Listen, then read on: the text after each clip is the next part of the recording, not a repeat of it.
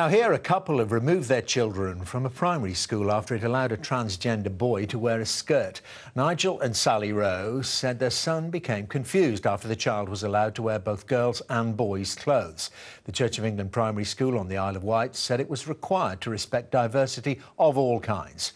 Sky's Caterina Vitozzi reports. Like any parents, Sally and Nigel Rowe want what is best for their kids. One day, their 6-year-old son came home and told them a boy in his class would sometimes come in wearing a dress and saying he was a girl. It left their son feeling anxious and confused. I believe that there are many parents throughout the whole of the UK who would struggle with this, and so I think it needs to be addressed, and that's what we're asking for. I think the issue was that we didn't feel there was a proper consultation process.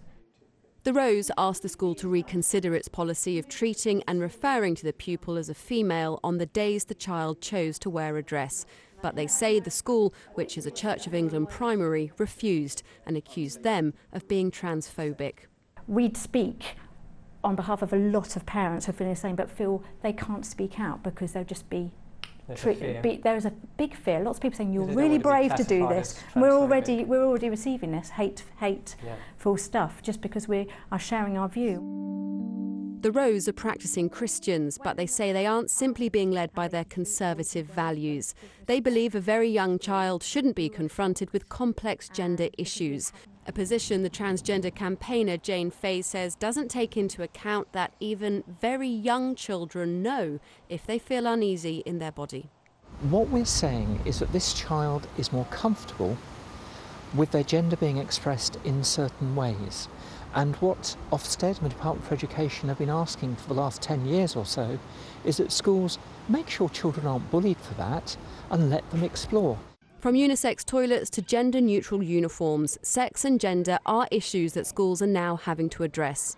The Department of Education says that schools don't have to have a specific transgender policy, but they do need to comply with the law. And that means the Equality Act, which says that no child can be discriminated against because he or she is exploring a new gender.